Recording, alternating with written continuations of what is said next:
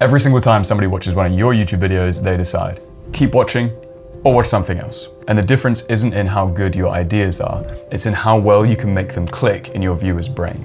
Because if your point takes too much effort to understand, your viewer will leave before it even lands. So in this video, I want to show you the 5 mistakes that are preventing your ideas from landing and how to make them click instantly. If you fix these 5 mistakes, you'll pass what I call the click test. Your idea hasn't clicked if your viewer vaguely understands it. It has clicked if they can repeat it to somebody else. Making it click is what keeps your viewers watching, coming back, trusting you, and ultimately buying from you. It's the exact method that I've used in my highest performing videos that have generated hundreds of thousands of views and multi-6 figures in sales. And if you follow the method in this video, your ideas will become so strong that they can even be used in the packaging that makes your videos blow up. The first mistake is called the scattered point. And there's nothing that makes viewers want to click off more than scattered information. So imagine these little magnets right here are your thoughts surrounding your point. You've got maybe an example, a caveat, a philosophy, some extra context that you wanted to add, and maybe a couple of tangents just for fun. They might all be useful, but there's nothing pulling them into a coherent structure. What you need is this. This large magnet is your core, and it's one sentence that captures the essence of the essential point. And look what it does to all of your thoughts. Look at that. It stacks them neatly into a structured, coherent point. Once you have that core one sentence, your introduction sets it up, your example supports it, your explanation deepens it, and your conclusion lands it. So when you're planning your point, ask yourself, what is the one idea that I want my viewer to be able to repeat? An example of this is one of my highest performing videos on this channel. And one of the points in the video was about your tone of voice on camera and how to have a good, welcoming, warm tone of voice. The problem is tone of voice is quite an abstract thing and I had a ton of different thoughts about it. But when I applied this rule, I condensed that essential idea into one sentence. Speak to the camera as if you're speaking to your best friend in a coffee shop. Once I had that as the core of my point, everything else clicked. So remember, if you can't say the point in one sentence, you haven't found the point yet. Mistake number 2 is the unplugged point. And even if you have your core essential sentence, if you're making this next mistake, you are sabotaging your views, watch time, and sales guaranteed. So you might be asking, Thomas, why is there a lamp back there? And why isn't it turned on? Let me explain. So imagine a lamp sitting at a desk. It's a beautiful lamp, it's got great form, great function. It has a working bulb, the wiring is fine, everything is where it needs to be. But there's a big problem. It's not plugged in. So nothing happens. And that's what an unplugged point is. The information might be clear, the advice might be good, the idea may even be valuable, but if it's not connected to something that your viewer cares about, it has no power, it has no energy. Your point is the lamp. Their desire is the power source. Link the two and your idea lights up. So for every single major point in your video, ask, why should my viewer care about this? And then link it to either their pain or their desire. Mistake number 3 is the blind point. And if you commit this, you will ensure that your viewers never get what you're saying. And if you fix this, you will dominate your niche by being the only person that actually gets your viewers to think, oh, I finally get it. So let's just do a quick test here. Picture compound interest. All right, what came into your brain? It might have been graphs, it might have been money, it might have been absolutely nothing. It was probably different for everyone. Now picture a snowball.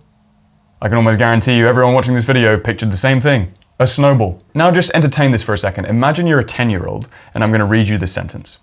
Compound interest is the process of earning returns on your original investment on the accumulative returns from previous periods. What I just read to you is extremely accurate, but very hard to picture. Now pay attention to what you picture as I tell you this. Compound interest is like a snowball rolling down a hill. At first it grows slowly, but each time it turns, it grows larger. So it collects even more snow on the next turn. Now 4 things have probably instantly happened. You can picture it, you can understand the mechanism, you can remember it, and you could probably explain it to somebody else. So this snowball example hasn't just made the information more entertaining, it's attached unfamiliar information to a familiar image that's already stored inside your viewer's brain. And this could be attaching an example, an analogy, a metaphor, or a story to your existing point. And I do this in almost every single one of my points I ever make on this channel. And if you want help actually coming up with these analogies, I've created a custom GPT that will be your guide, your sidekick for making epic points. That is in the description below. Mistake number 4 is the 2D point. And this is where you can explain a point well, but still have it just feel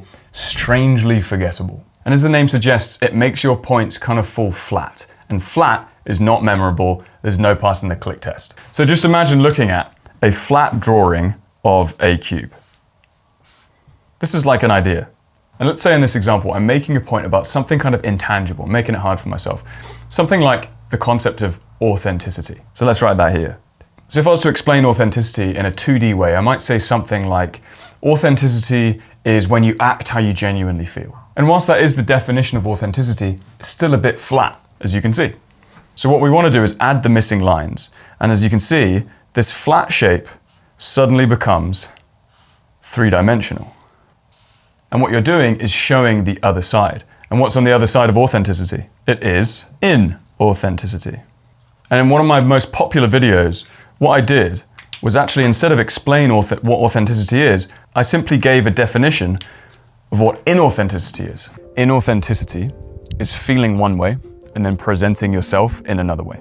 What this does is instantly make your point 3D. It gives contrast, something to move away from and something to move towards. It shows what it is versus what it isn't. It shows the common belief versus the deeper truth, the old way versus the new way, or the symptom versus the real cause. Contrast lets the viewer see it from more than one angle. So when your point feels flat, ask yourself, what does my idea stand against? What is the opposite of this idea? Clarity helps them understand, contrast makes it click. Mistake number 5 is the anonymous point. And when I stopped making this mistake, I finally started to see my engagement, my watch time, the hype points that people were giving me on YouTube all go up significantly. Now you can explain something brilliantly, get your viewer nodding along, make something click in your brain, but when they walk away from your video and they want to explain it to a friend because they're so excited about it, they kind of find themselves fumbling over it and not actually making it click in their friend's brain. Again, failing the make it click rule. And this is because your idea might have had meaning, but it did not have identity. An anonymous idea is very difficult to repeat, search for, and associate with you. So imagine that your idea is this big, large, smooth box. Imagine trying to carry that box. You might be able to hold onto it for a moment, but it's pretty difficult to pass to somebody else. Now, add a handle. Suddenly, it's very easy to pick up, pass to somebody else, and let them have it. A key name for your point is the handle on your idea. The explanation gives it substance, but the name, the handle, makes it portable. And this is exactly why the advice of speak to camera naturally as if you're just talking to one person is useful, but the coffee shop rule is something portable that you can take away, remember, and pass on. So a key name might be a rule, the coffee shop rule. A test, the click test. A method, the best friend method. A contrast, perfecting versus connecting. A command, gesture to think. Or a visual analogy, the snowball effect.